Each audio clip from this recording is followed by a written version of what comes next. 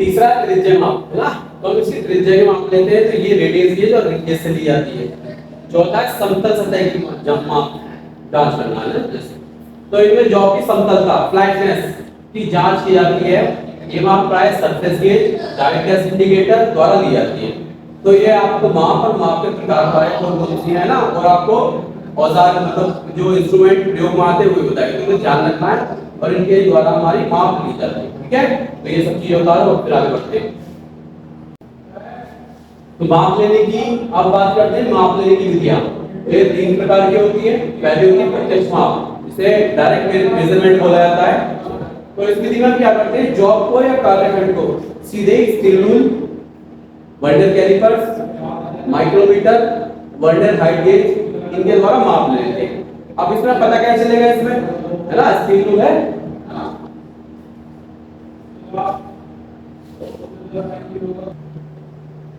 तो देखो प्रत्यक्ष माप अभी समझाया था मैंने, सीधे माप लेना है ना, जैसे अभी पेंसिल है, ये हमारी जॉब समझने की तरीके है ना, मतलब पेंसिल हमने प्रयोगशाला में कार्यशाला में तैयार करी, अब इसके मेजरमेंट करना है तो सीधे नप जाइए, जैसे यहाँ से लेके और यहाँ तक लास्ट ये 15 सेंटीमीटर और 6 इंच की है, मतलब 6 इंच या 15 सेंटीमीटर या 150 mm। ठीक है, तो ये सीधे नाप मिल गई। अब देखो एक एग्जांपल देखते हैं हम अप्रत्यक्ष माप का। अभी अप्रत्यक्ष माप पढ़ाऊंगा तो देखना है ना। मतलब मेरे पास ये आउटसाइड कैलिपर, क्या है ये आउटसाइड कैलिपर। ठीक है, इसे जो स्प्रिंग से एडजस्ट करते हैं, जितना खोलना होता है ना उतना एडजस्ट कर लेते हैं। अब कोई जॉब है, चलो ये देखते हैं ना, इसको देखते हैं। अब क्या करेंगे, मान लो हमें इसकी बाहरी माप लेनी है, तो हम इसको ओपन करेंगे। ओपन करा हमने,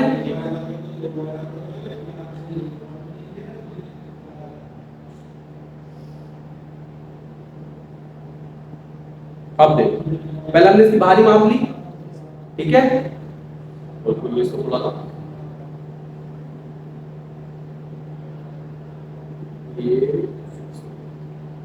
ये हो गया।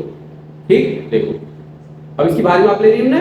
ठीक है, अब क्या करेंगे इस बाहरी माप को, क्या यहाँ पर कोई पैमाना है, क्या इस पर कोई नंबर पड़े हुए, तो फिर क्या करते हैं हम यहाँ पर इसको स्टील रूल पर यहाँ पर नापेंगे इस तरीके से। आई बात समझ में? तो ये अप्रत्यक्ष माप हुई। तो लगभग ये 3 इंच के आसपास बैठ रही है ना लगभग। तो इससे एक्यूरेसी भी थोड़ी कम आती है ना, थोड़ा एडजस्टिंग प्रॉब्लम हो जाती है। तो यहाँ पर देखो लगभग ऐसी है 3 के आसपास, 3 इंच के आसपास। तो ये अप्रत्यक्ष माप है।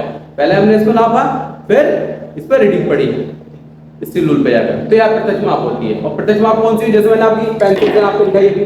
ठीक है, तो ये तो हो गया आपका आउटसाइड कैलिपर।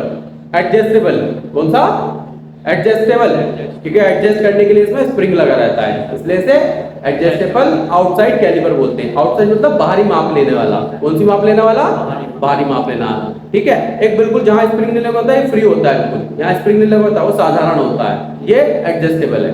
ठीक, अब देखो ये आपका है इनसाइड कैलिपर। कौन सा है, इनसाइड मतलब आंतरिक माप लेने वाला। कौन सी माप लेने वाला, ये पन्नी में इसलिए करके रख देते हैं जिससे जंग न लगे, है ना। इस पे ऑयल लगा के इनको जब यूज करके इन्हें जंग बचाने, जंग से बचाने के लिए पन्नी हम इसको ऑयल लगा के पन्नी में रख देते हैं जिससे जंग ना लगे। ठीक है, अब देखो ये इनसाइड मापेगा, ये इनसाइड माप लेगा। इसको ओपन कर लो जितनी जरूरत है। अब इसकी इनसाइड माप लेंगे। ठीक है, कम कर लो इसको,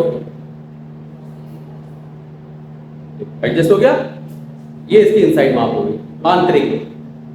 ठीक है, आंतरिक माप हो गई। अब इसे बाहर निकाल लो। आप क्या करोगे, इसे देखो, फिर हमें स्केल पे इसकी रीडिंग पढ़नी पड़ेगी लगाकर कि कितना था। ये लगभग 2 इंच के आसपास है ना, 2 इंच के आसपास है। तो ये अप्रत्यक्ष माप, इसमें समय ज्यादा लगता है ना। अभी दिखाया मैंने आपको, पेंसिल से मापो, सीधे आपने रीडिंग बता दी कि भाई कितने 6 इंच की पेंसिल है।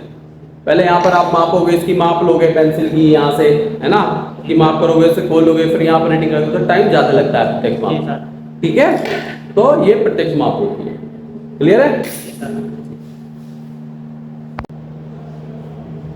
जो माप लेने की एक विधि मैं आपको पढ़ा चुका हूँ, प्रत्यक्ष डायरेक्ट सीधी माप लेना।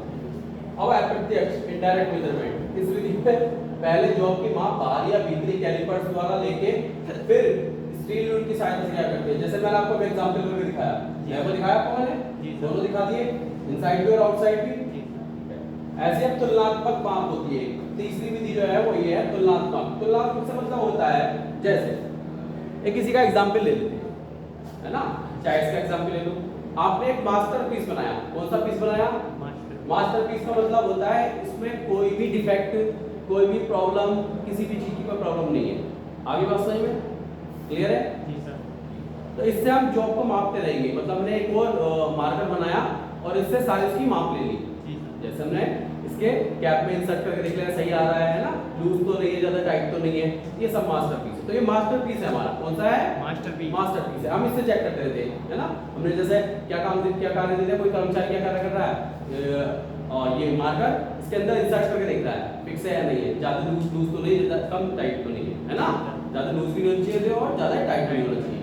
अभी बात समझ में? तो ये मास्टर पीस हो गया एक तरीके से, मास्टर जॉब हो गई वाली। तो इससे हम तुलना करते रहेंगे। अगर इसके अंदर सारे इसके जैसे मानक पूरा कर रहा है वो, तो इसका मतलब जॉब हमारी ठीक है, वरना क्लियर होगी बात। तो तीनों विधि समझ में आ गई? जी सर। अब पढ़ेंगे हम कुछ मार्किंग टूल्स। तो मार्किंग करने के लिए, है ना, कुछ टूल्स की आवश्यकता है, जिनकी मैंने यहाँ पे लिख दिए नेम। सबसे पहली चीज है स्क्राइबर। स्क्राइबर जैसे पेंसिल होती है ना, ऐसे ही प्रकार होता है, बिल्कुल उसी तरीके का होता है, लेकिन ये हाई कार्बन स्टील का बना होता है। इसका बना होता है हाई कार्बन स्टील का।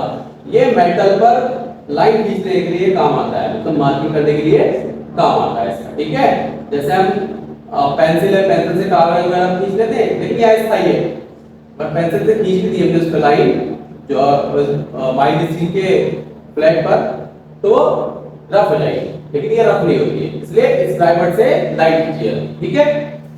विभाजक, डिवाइडर विभाजित कर देता है। जैसे हमने आपने 10th में देखा होगा, एक कंपास प्रकार होता था और एक डिवाइडर होता था, दोनों बराबर रहती थी, वो डिवाइडिंग काम करता था। मान लो हमने एक रेखा खींची 10 सेंटीमीटर की, और हमें बार-बार उस निशान को दोबारा न लगाना पड़े पेंसिल से, तो हम क्या करते थे, एक माप ली 2-2 सेंटीमीटर की, उसमें 5 भाग कर दिए। ये डिवाइडर का काम होता है। ट्रेवल एक प्रकार का क्या है, मार्किंग टूल है। ये मैं दिखा दूंगा ट्रेवल कैसा होता है। जेनी कैलिपर मैंने बताया था आपको, जेनी कैलिपर दो नाम और होते हैं, हर्गोफ्रोडाइट और ऑड टाइप कैलिपर, ठीक है। चिन्ह गेज, मार्किंग टेबल इस पे हम रख के मार्किंग करते हैं। सरफेस प्लेट हम इस पे रख के मेजरिंग करते हैं, मापन करते हैं। एंगल प्लेट, वी ब्लॉक, पंच, है ना। पंच मैंने बताया शायद आपको अभी कुछ दिन पहले ही कि सेंटर पंच, ब्रिक पंच और डॉट पंच, होलो पंच, इनका हम यूज करते हैं, ठीक है। बाकी आगे जानकारी पढ़ेंगे, ठीक है।